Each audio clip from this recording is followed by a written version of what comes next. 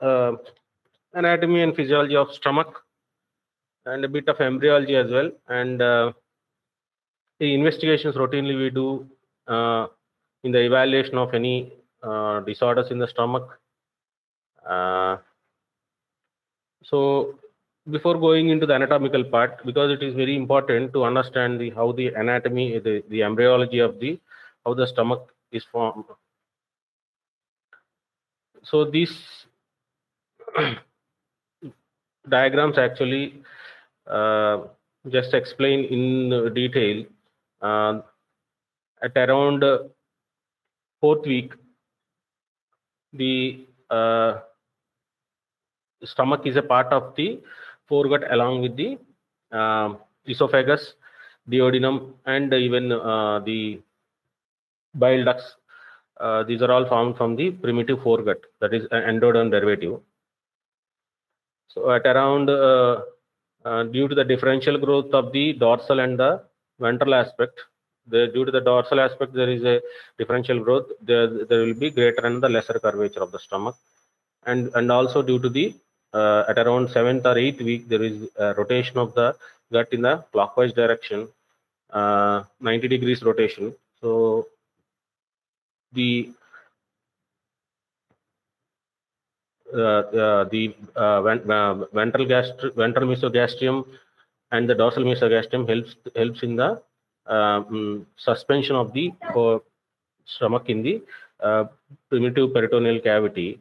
So after the rotation, the ventral gastro lies over the right side, and the dorsal mesogastrium to the left side. So after the due to the growth of the liver, actually the stomach is pushed further to the left side, and the ventral mesogastrium ultimately now develops into lesser sac, and the dorsal mesogastrium becomes the greater omentum, and the finally adult stomach is to the. So this is the summary of whatever happens actually during the fourth week of the gestation. The foregut is oriented to the craniocaudal tube with the primitive stomach. The ventral mesogastrium and the dorsal mesogastrium attach the stomach to the anterior and the posteriorly. As the greater and the lesser omentum of the stomach are formed, the dorsal portion of the gastric wall grows at a faster rate than the ventral portion.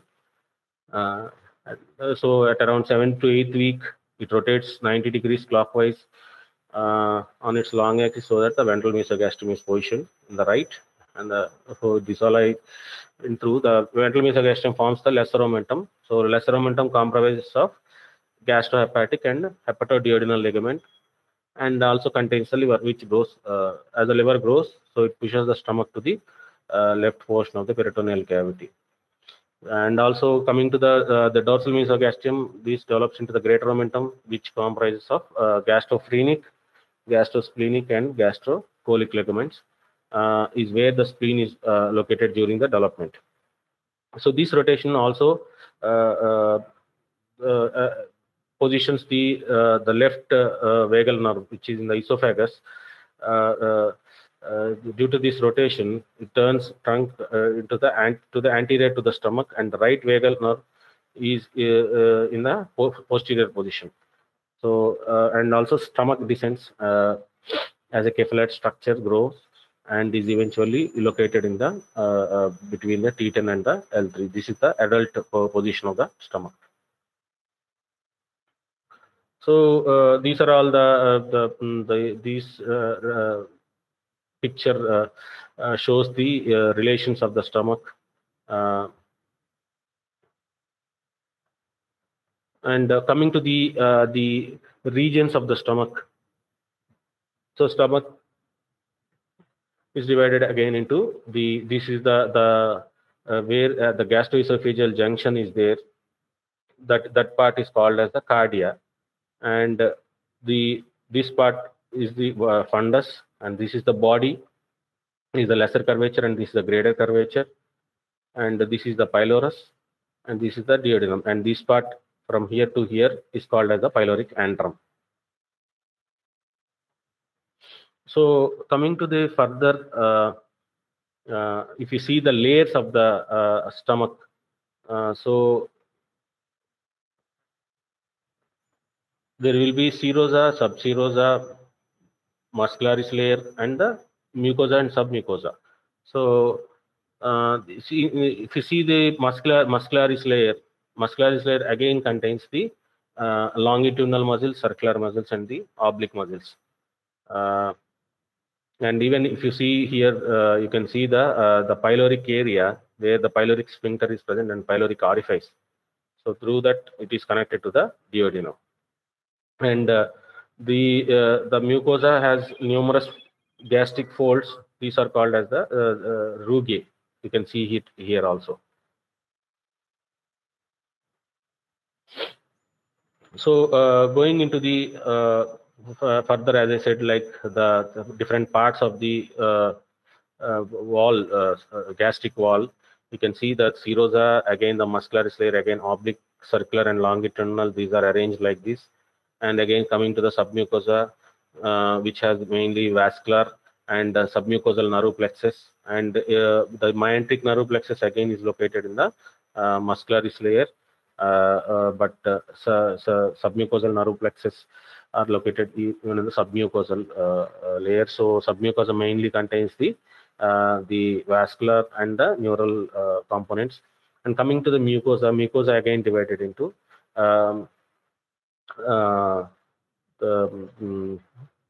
to mainly the lamina propria and the muscularis mucosa, and the top above the top layer it is covered by simple columnar epithelium. And again you can see the gastric pit-like arrangement of the cells. You can see the gastric pit. If we go into the details of that, how the pits are arranged. So the pits mainly contains, this is the gastric pit. So it has again parts. This is the neck of the isthmus or neck, and this is where the gastric glands are located. Coming to the mainly type of cells in case of gastric pit, the surface towards the surface mainly contains the surface mucosal cells which secrete the alkaline fluid or containing most of the mucin, and in the neck part is mainly dominated by the mucosal neck cells, which also secrete acidic fluid containing mucin. And coming to the gastric gland part, mainly from here you can see the parietal cells are the which secrete intrinsic factor and hydrochloric acid, are they also called as and next coming to the chief cells which secrete pepsinogen and gastric lipase. And again there are G cells are endocrine enteroendocrine cells that secrete gastrin into the blood. So these are the various types of the cells located in the gastric pit.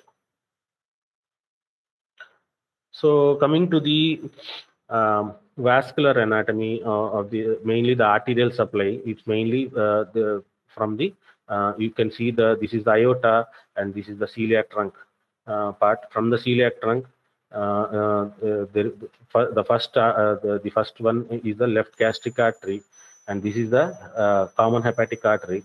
So from the this is the splenic artery.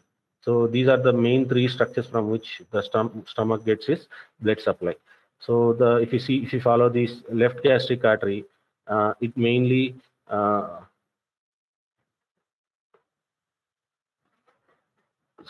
supplies the lesser curvature, and the arteries from the left gastric artery, they reach even you can see the cardia part of the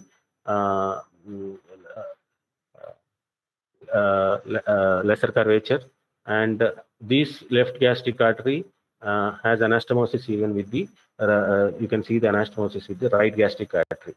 So coming to the common hepatic artery gives the right gastric artery and the gastroduodenal artery. So from again, the gastroduodenal artery gives a again divides into two branches. One is the right gastroepiploic artery. This is the right gastroepiploic artery, and this is the pancreaticoduodenal artery. So this right gastroepiploic artery again has anastomosis with the left gastroepiploic artery. Left gastroepiploic artery is a branch of the splenic artery. So you can see this these epiploic arteries mainly supplies the greater curvature of the stomach, and the left and the right gastric mainly supplies the lesser curvature of the stomach, and left gastric artery even supplies the cardia part of the stomach. And again here there are, you can see the short gastric arteries. These are also these arises from the again from the splenic artery near the hilum of the spleen. You can see from the hilum of the spleen the short gastric artery. These will be supplying to the fundus of the mainly to the fundus of the stomach. So, and you can see the even the venous drainage is synonymous with the arterial supply. So in this part, mainly if you the blood supply to the stomach is from the mainly from the celiac trunk. From the celiac trunk, the left gastric, first is the left gastric artery, and then from the common hepatic artery, the right gastric artery arises, and from the again from the gastroduodenal artery, there will be the right gastroepiploic artery arises, which anastomosis with the left gastroepiploic artery. The left gastroepiploic artery is a branch of the splenic artery. Splenic artery also arises from the celiac trunk, and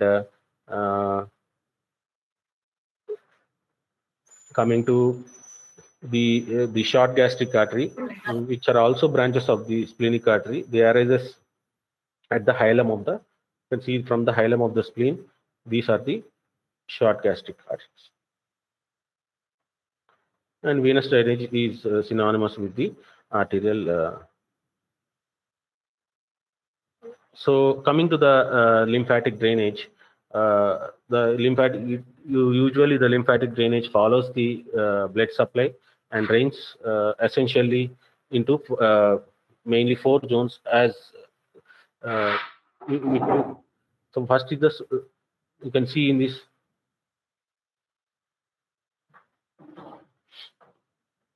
So the lymphatic supply is mainly to these four groups. One is the superior group of nodes, and the second one is the suprapyloric group of nodes, and infragastric subpyloric group, and the pancreatico-lineal group of nodes. So these are the main groups of lymph nodes, and which helps in the lymphatic drainage of the stomach. Just excuse me.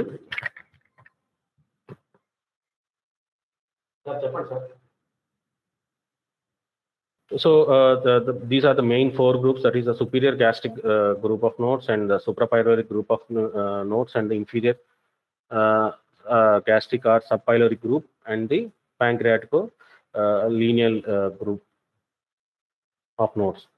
So if you go into the further this one, again the lymph node, you will be getting, especially in case of carcinoma, the stations actually. So these are 1, 2. So to instead of discussing there, I thought it will be better if you know at least the some numbers what is that been given in the lymph node stations, especially for the first one is the right cardiac, left cardiac. The third one is the lesser curvature. So these all corresponding to the previously what we had discussed, the lymph node group stations. So next, coming to the innervations of the stomach. So there will be mainly parasympathetic and the sympathetic innervation. So coming to the parasympathetic information, the innervation, the as we said, like left becomes the anterior and right become the posterior vagus because of the rotation of the stomach. So the anterior and the posterior vagal provides the parasympathetic innervation to the stomach and the GIT up to the mid transverse colon. So, and see, the vagus constitute both the motor and secretory innervation to the stomach.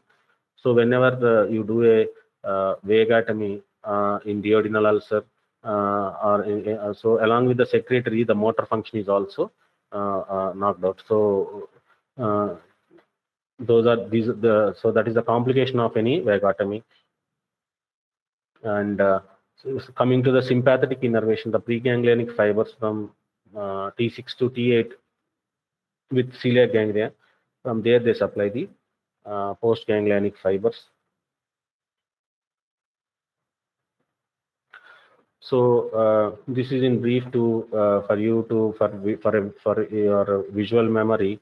So you can see that this is the left gastric left vagus nerve in the esophagus. Now see, you can see the now it is becoming as a supplying the anterior aspect of the stomach. So left becomes the anterior vagal branch, and the right, you can see this one, that will become the posterior. So right vagus nerve becomes the posterior part. So usually in case of truncal vagotomy, usually the line where we line of division for this one is the part here, and in case of a selective vagotomy, the line of division is almost over the cardiac part of the stomach. So,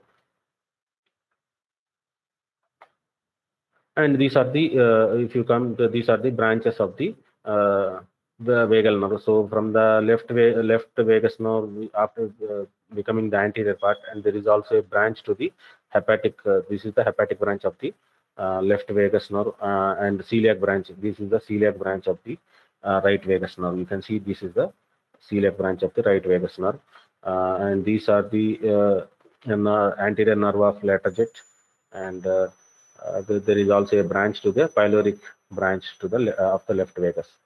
So these are all the how the vagus nerve is supplies to the stomach.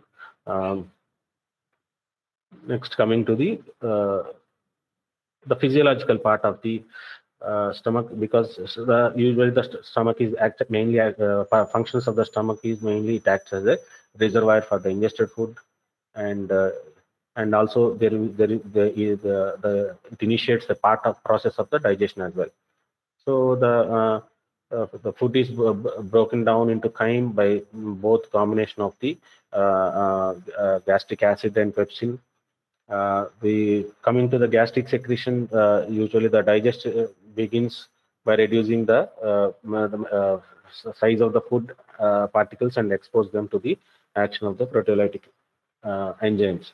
So stomach, coming to the functions of the stomach, the upper and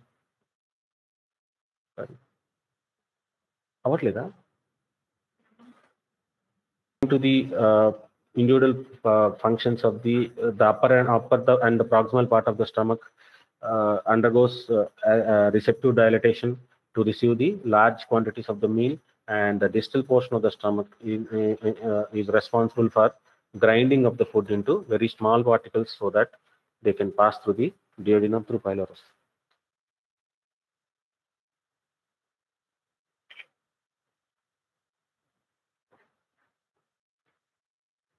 So coming to the gastric secretion, the secretion of the gastric juice is mainly controlled by the complex mechanism which are involved in the endocrine, neural, and local factors. The major stimulation for the release of the gastric juices are the gastrin, acetylcholine, and the histamine, which all act as on parietal cells for the release of the gastric juices. The secretion of the gastric juice occurs mainly by three phases. One is the cephalic, the gastric phase, and the intestinal phase.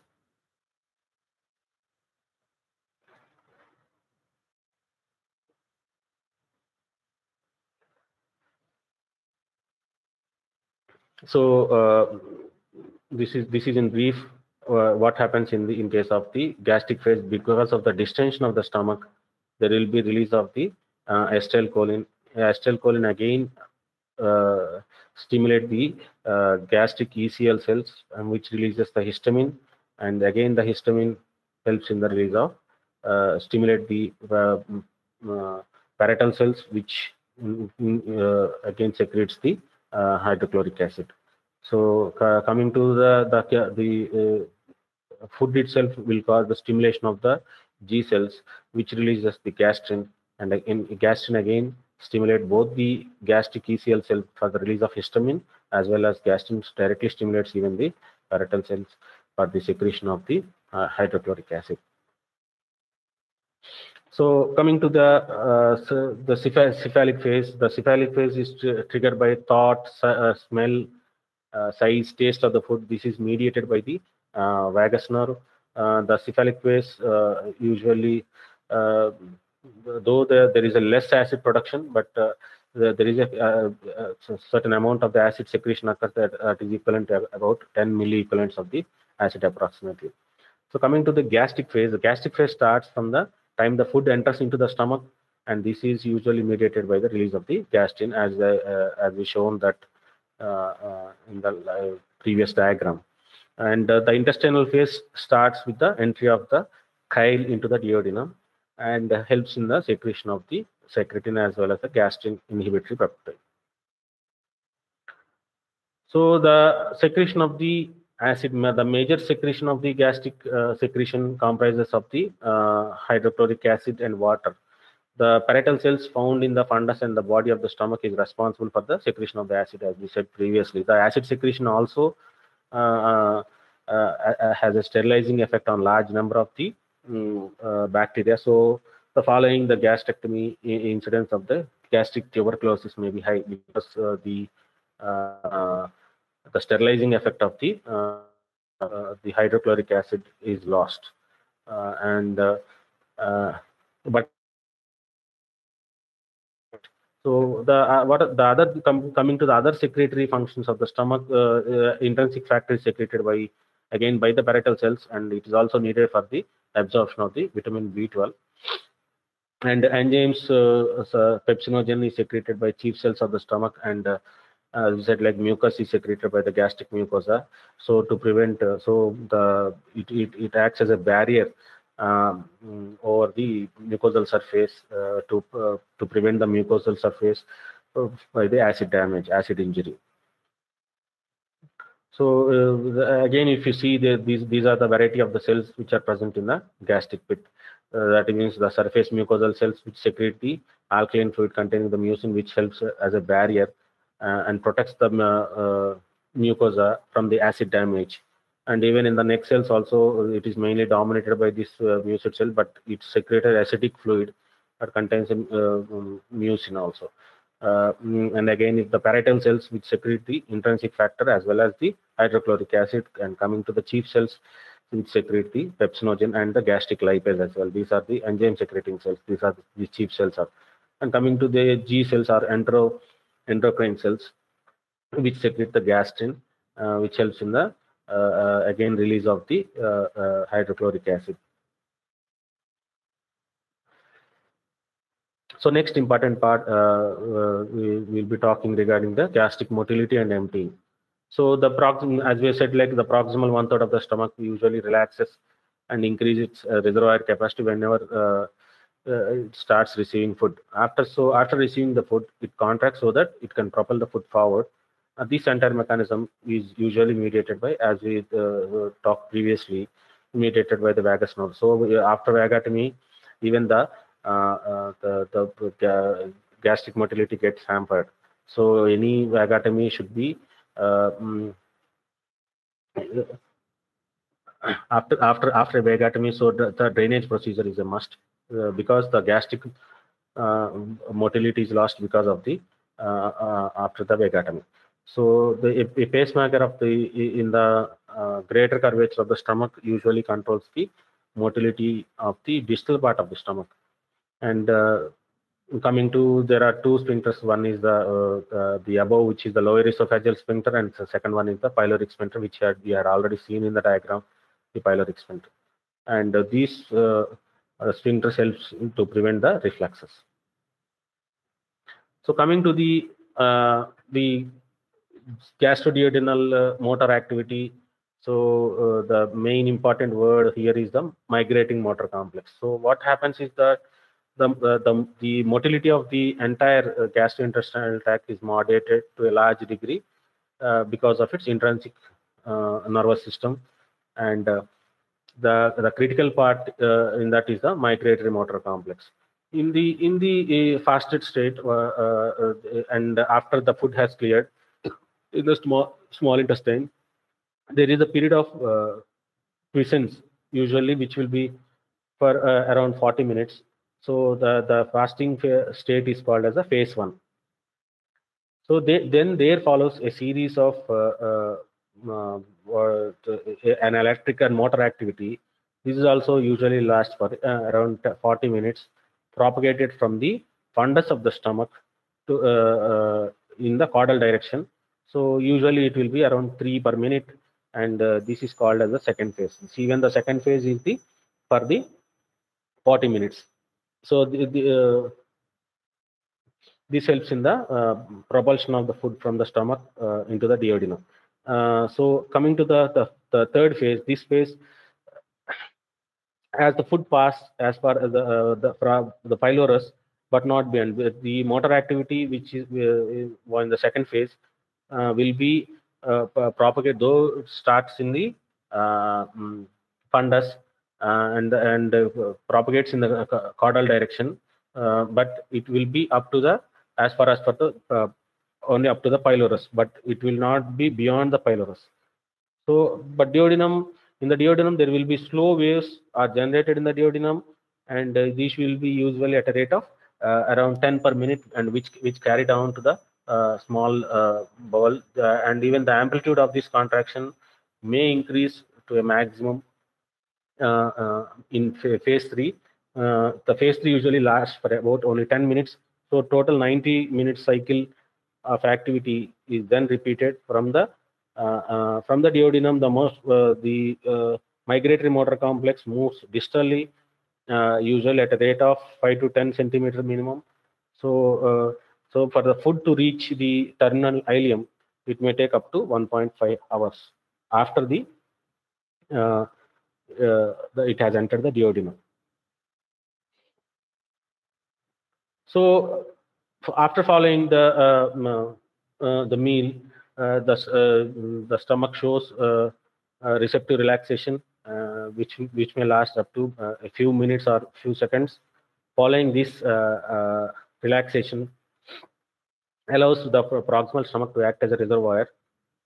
So most of the peristaltic activity is found usually in the pyloric antrum, and the proximal stomach, there will be only a tonic, some tonic activity. The pylorus, which is the most commonly open, contracts with the peristaltic wave and allows only a few ml of the chyme each time through it. The antral contraction against the closed sphincter is important because of that there will be the churning effect or milling activity in the stomach. Although the duodenum is capable of generating waves at a more pace compared to the stomach, but after the meal it only contracts after the antral wave. So there will be coordination between the stomach and the duodenal motor activity. So only after, so you can see that the statement here, after the meal it only contracts after the antral wave reaches the pylorus. This coordination of the motility of the antrum, pylorus, and duodenum allows only a small quantities of the food to reach the small bowel at each time. So it is important so to consider that the control of the gastric emptying helps in only a small quantity of the food or chyme entering the duodenum. So these can be abolished after the this controlled emptying will be abolished after the gastric surgery. So leading to the significant symptoms that we'll be discussing in the complications of the vagotomy and the GJ. So this motility is, and you can see the various neuropeptides in the stomach. So these you can, I think you can memorize these things afterwards. The mainly things is two things you have to remember. One is the stimulation function and the inhibitory function, and the second one is stimulate motility and inhibit motility. So so coming to which stimulate the secretion, as I said, like gastrin, histamine, they all helps in the secretion of the acid, even acetylcholine also. So which inhibit the secretion is the somatostatin or secretin and prostaglandin, neurotensin, GIP. These are all the things which inhibit the secretion of the acid secretion. So the neuropeptides which stimulates the motility are usually acetylcholine, histamine, angiotensin, gastrin, etc. And the substance which neuropeptides which inhibits the motility are somatostatin and vasointestinal peptide, nitric oxide, etc. So better remember, because these things can be asked in your NEET exams. The structure, the neuropeptide which helps in the stimulation of motility or inhibit the motility. So coming to the investigations of the stomach and the duodenum. The important one is the flexible endoscopy. Endoscopic and ultrasound nowadays is routinely used, endoscopic ultrasound. And the third one is the axial imaging. In the axial imaging, there may be CT scan with contrast. So MRI, though not routinely used, but can be helpful. And third one is the PET CT. And fourth one is the laparoscopy. So laparoscopy, though not routinely used, but it can be helpful in case of gastric malignancy with suspected peritoneal metastasis. So through laparoscopy that staging can be done. And next is the gastric emptying study. Gastric emptying studies usually are used to study the gastric dysmotility problems, particularly those following after the gastric surgeries. And another one is the angioplasty. So if you are going into the details of how a flexible endoscopy is done, so this is how a flexible endoscopy usually is. You can see this is the distal tip, this is the bent part, this is the flexible part. And coming to the various channels, you can see the biopsy wall channel. So through that the instruments can be passed. So this is the biopsy.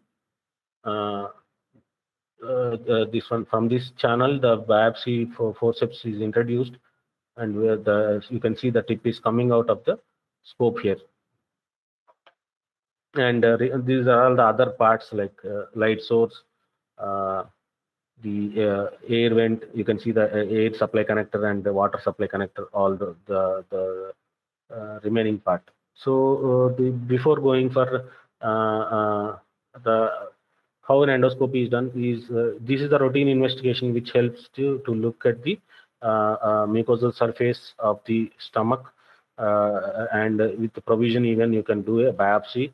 And even nowadays the therapeutic part is also done, especially submucosal resections in case of early gastric carcinoma. So also can be done through endoscopically. And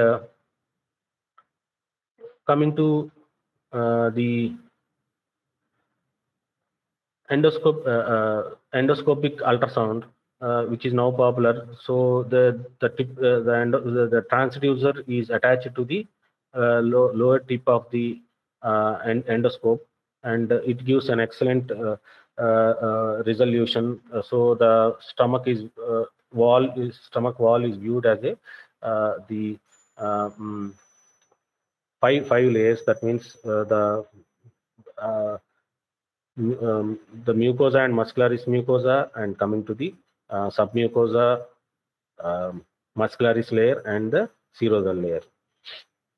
So in that five parts it can be viewed. So excellent T staging can be done using endoscopic ultrasound. So for T staging nowadays, the endoscopic ultrasound is used to do the T staging of any malignant carcinoma of the stomach, and even for the lymph node, perigastric lymph node enlargement also, it gives an good visualization of the lymph nodes, the perigastric lymph nodes. And coming to the role of the CT scan with contrast is helpful in the staging of the disease. So, but the only drawback with the CT scan is that it is very difficult to distinguish the gastric metastasis, because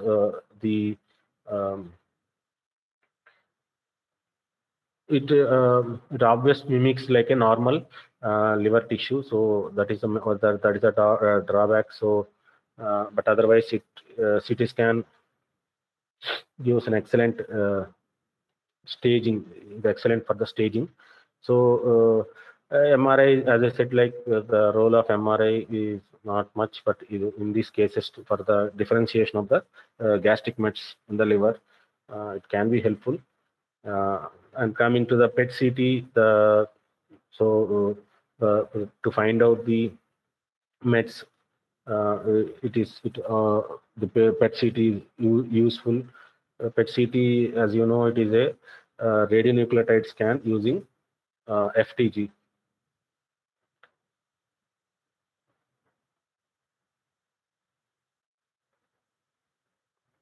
So to just we'll summarize the things which we had discussed today. First thing is the embryology of the stomach. You can see at around 7th to 8th week there is rotation of the stomach in 90 degrees clockwise. Due to the differential growth, there will be lesser and greater curvature of the stomach. So the dorsal mesogastrium, it will become the greater omentum, and the ventral mesogastrium, it will become the lesser sac. And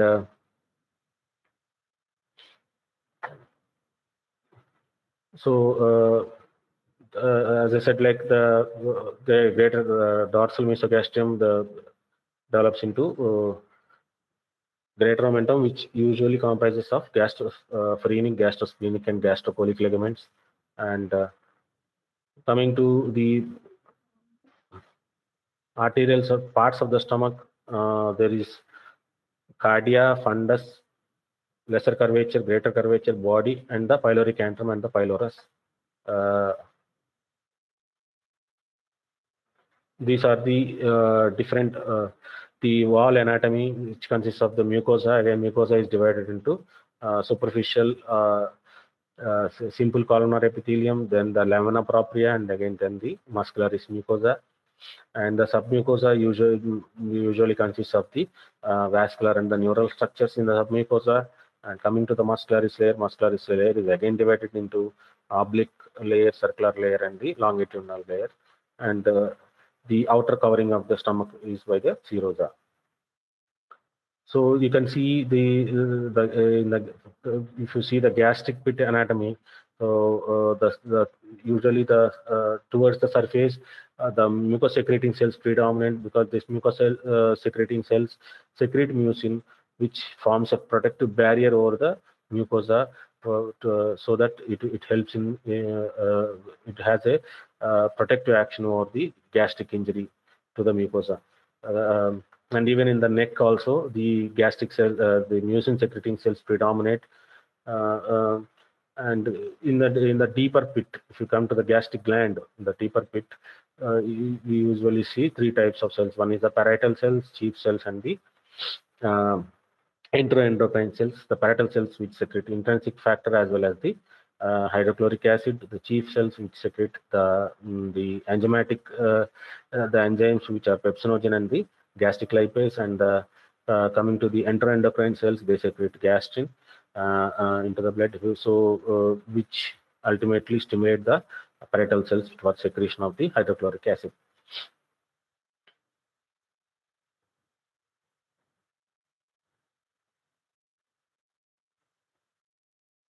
So coming to the blood supply to the stomach, so arterial supply to the stomach mainly from the celiac trunk. From the celiac trunk, the left gastric artery supplies the lesser curvature up to the and even the cardia, and from the common hepatic artery, there arises the right gastric artery. It also supplies the lesser curvature of the stomach, and both there is an anastomos of the left and right gastric arteries, in the lesser curvature aspect. And from the gastroduodenal artery, the again divides into right gastroepiploic artery and the superior pancreaticoduodenal artery. You can see here.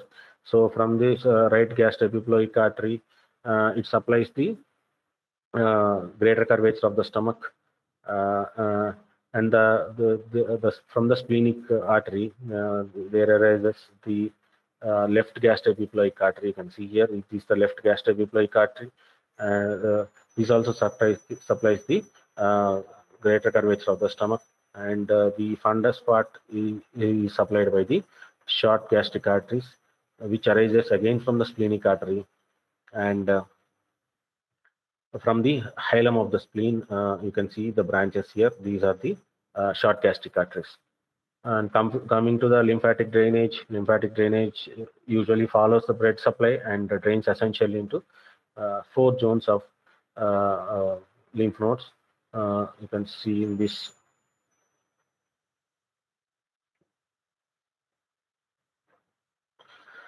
So the superior gastric group of nodes, suprapyloric group of nodes, inferior gastric or subpyloric group of nodes, and the fourth one is the pancreatico lineal group of nodes. So coming to that again, the station numbers of the 4 different subgroups what we had described, there is a station lymph nodes. Each station has been given a numbering which helps in the D1 and D2 resection. So usually the D1 we remove up to the 7 group of lymph node, and in case of D2 we remaining 8, 9, 10, and from 12 to 16 usually these are not removed even in case of a D2. Coming to the innervation, as we said, like the anterior and the posterior vaga provides the parasympathetic supply, and along with the secretory parasympathetic supply, it also vagus nerve is also has a motor function. So after vagotomy, the motor function is lost. So drainage procedure should be included along with the vagotomy. And sympathetic innervation is from the celiac ganglion. So here you can see the left vagus nerve, which is becoming the anterior vagus branch, and this is the right vagus nerve becoming the posterior rami group. And from the anterior vagal branch, there is a that is the left vagus nerve also supplies the hepatic to the hepatic branch, and from the right there is a branch even to the celiac is also the branch from the vagus nerve.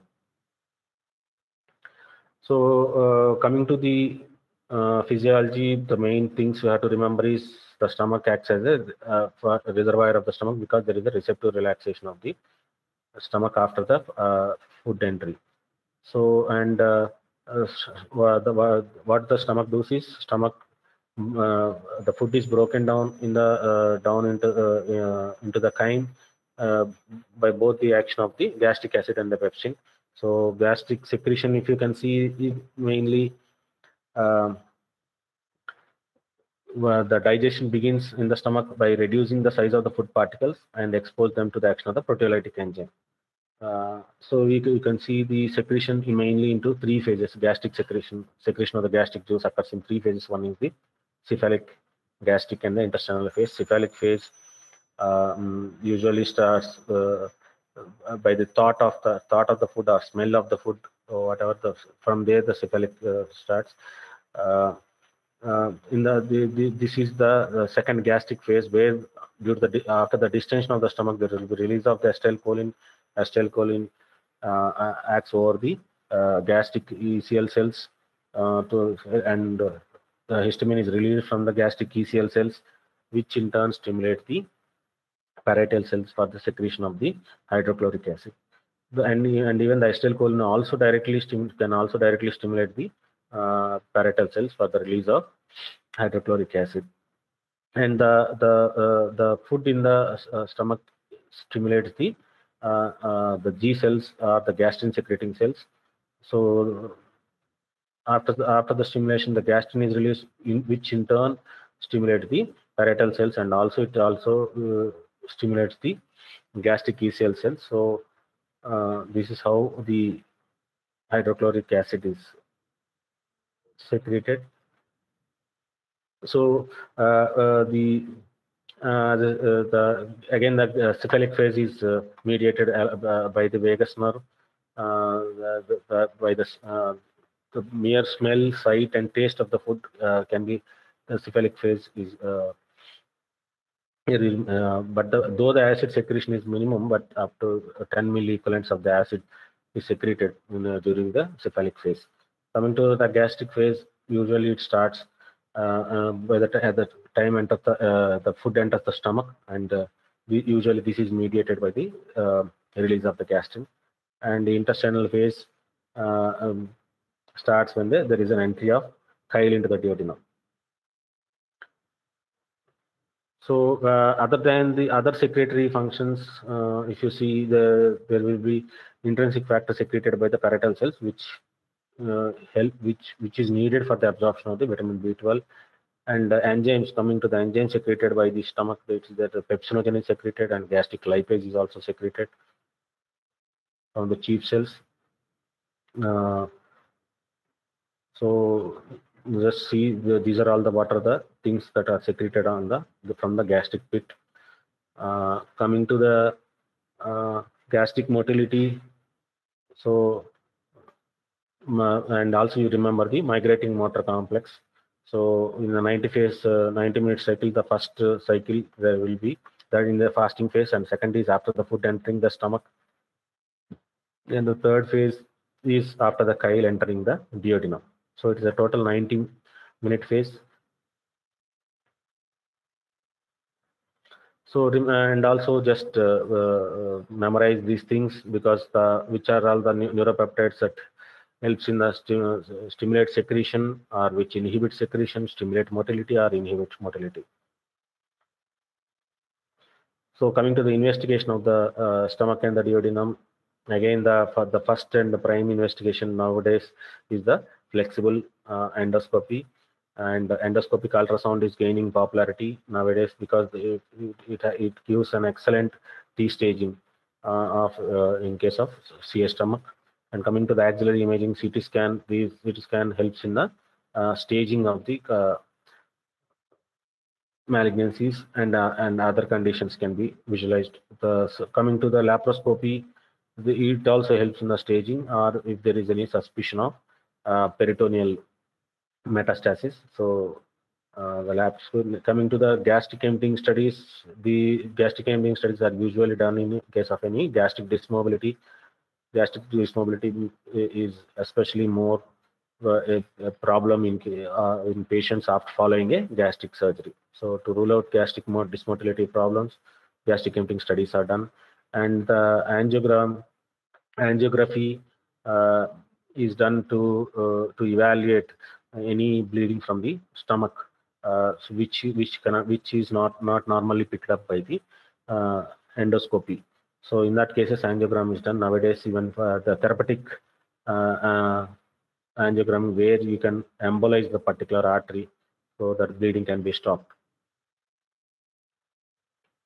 Okay, today we'll end the class here.